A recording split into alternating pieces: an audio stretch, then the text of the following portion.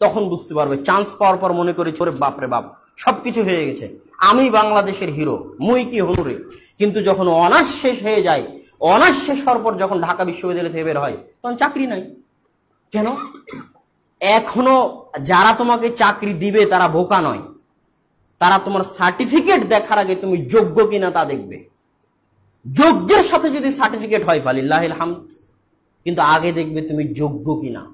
যোগ্যতা হচ্ছে এমন জিনিস, মানুষের যদি যোগ্যতা থাকে, একটাও যদি সার্টিফিকেট না থাকে, তো তার যোগ্যতা তাকে আসমানে পৌঁছিয়ে দিবে।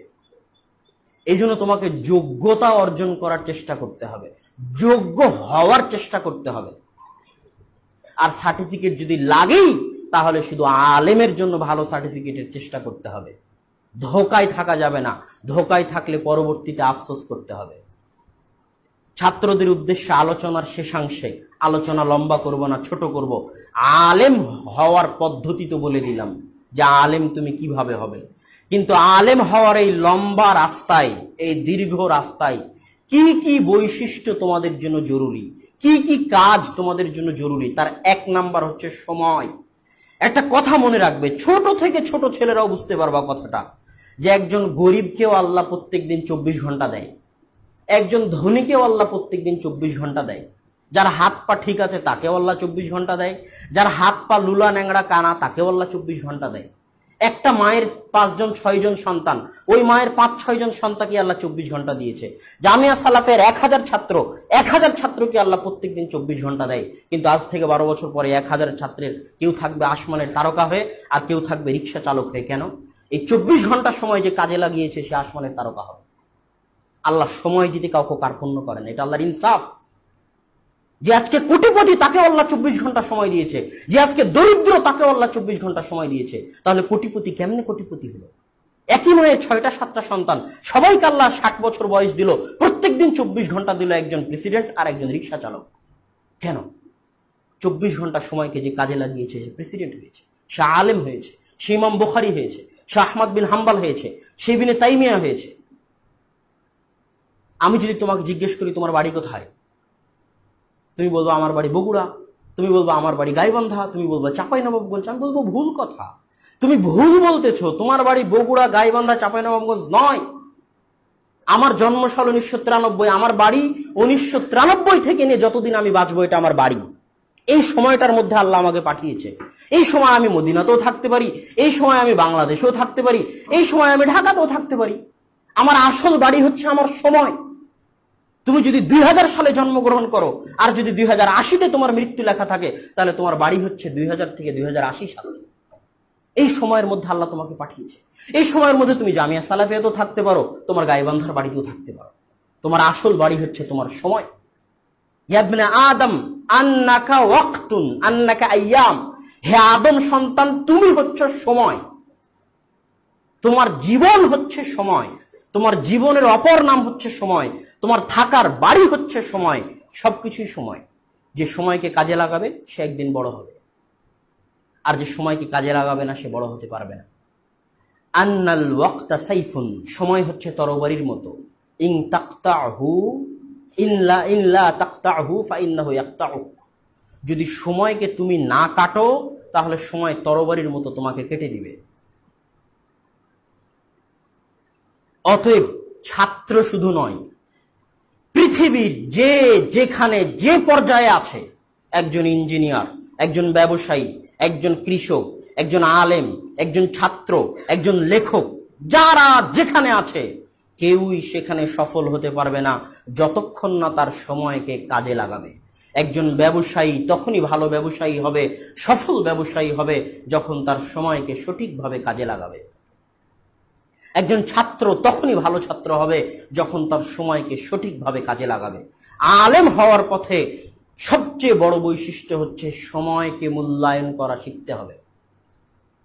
সময়ের ক্ষেত্রে স্বার্থপর হতে হবে। স্বার্থপর হওয়া বুঝো, মানুষ টাকা পয়সার ক্ষেত্রে স্বার্থপর হয়। আরে আমার 10টা টাকা ওকে দিয়ে দিব, স্বার্থপর, নিজের স্বার্থটা বুঝে। আমার লুঙ্গি ওকে ব্যবহার করতে দিব, আমার লুঙ্গি সে নষ্ট করে দিবে, নিজের স্বার্থ এটা সে বুঝে। আমার বিছানা ওকে ব্যবহার করতে দিব, এটা নিজের স্বার্থ বুঝে। তো অন্য সকল ক্ষেত্রে তুমি স্বার্থপর হও আর না হও, সময়ের ক্ষেত্রে তোমাকে স্বার্থপর হতে হবে। আরে আমার সময়, ওর সাথে ঘুরতে যাব, এটা আমার সময়, ওর সাথে ঘুরতে গিয়ে ব্যয় করবো, এর নাম স্বার্থপর। আর স্বার্থপর হলে খারাপ ব্যবহার করতে হয়। তোমাকে ডাকলো, চল বন্ধু একটু ঘুরে আসি, তখন বলতে হবে না আমার সময় নাই, এর নাম স্বার্থপর হওয়া। সময়ের ক্ষেত্রে যে যত স্বার্থপর সে তত সফল। সময়ের ক্ষেত্রে তোমাকে নিজের স্বার্থটা আগে বুঝতে হবে। আজকে যে বন্ধু আছে কালকে সে থাকবে না। যত সময় যাবে তত বুঝতে পারবা যে যত স্বার্থপর সময়ের ক্ষেত্রে সে তত সফল। সময়ের ক্ষেত্রে আরো একটা জিনিস মাথায় রাখতে হবে, টাইম ম্যানেজমেন্ট। আমি যদি এখানে টাকার নোট ছিটিয়ে দিই আর টাকার পয়সা ছিটিয়ে দিই, তো একটা ছাত্র শুধু পয়সাগুলো কুড়ালো, একই সময় লাগতেছে, আর আরেকটা ছাত্র শুধু নোটগুলো কুড়ালো, একই সময় লাগতেছে। সময় একই, দুইজনই 10 ঘন্টা যাবত একজন নোট কুড়ালো আর একজন পয়সা কুড়ালো। যে পয়সা কুড়িয়েছে সে 10 ঘন্টা পয়সা কুড়িয়ে 100 টাকা জমা করতে পারবে কিনা সন্দেহ, আর যে নোট কুড়িয়েছে সে 10 ঘন্টা পরিশ্রম করে কয়েক লক্ষ টাকা কুড়াতে পারে। একজন কাঠুরিয়া মাঠে জঙ্গলে কাঠ কাটতে গেল, দুইজনই 2 ঘন্টা যাবত কাঠ কাটলো, একজন আরেকজনের চেয়ে বেশি কাঠ কেটেছে, অথচ 2 ঘন্টা দুইজনই দিয়েছে। কেন? একজনের কুড়ালে ধার ছিল, আরেকজনের কুড়ালে ধার ছিল না। টাইম ম্যানেজমেন্ট শিখতে হবে। তুমি কি কুড়াবা, কি নিবা, কি সংগ্রহ করবা, এটা তোমাকে জানতে হবে। সবচেয়ে যেটা বেশি যোগ্য, সবচেয়ে যেটা বেশি ভালো, সবচেয়ে যেটা বেশি প্রয়োজনীয় সেটা নিতে হবে। এই পৃথিবী হচ্ছে প্রতিযোগিতার জায়গা, বিশেষ করে বাংলাদেশের মতো দেশ হচ্ছে প্রতিযোগিতার জায়গা।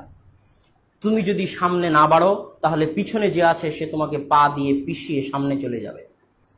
প্রত্যেক সেকেন্ডে প্রতিযোগিতা হচ্ছে একজনের সাথে আর একজনের।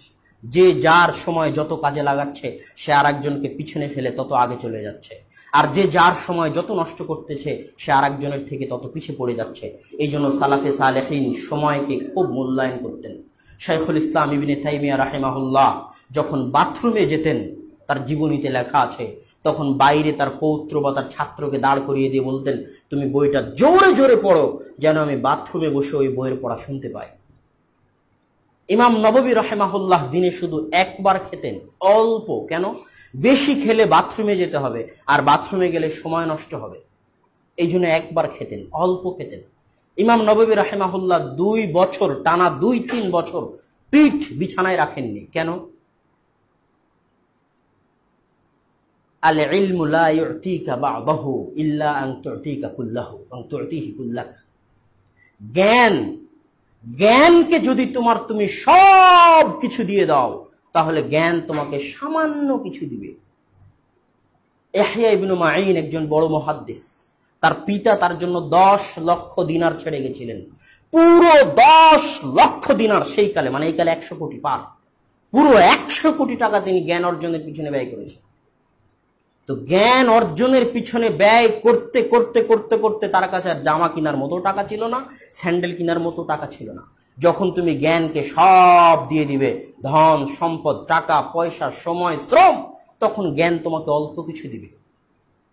আল ইলমু লা ইয়াতি বিরাহাতিল জিসম।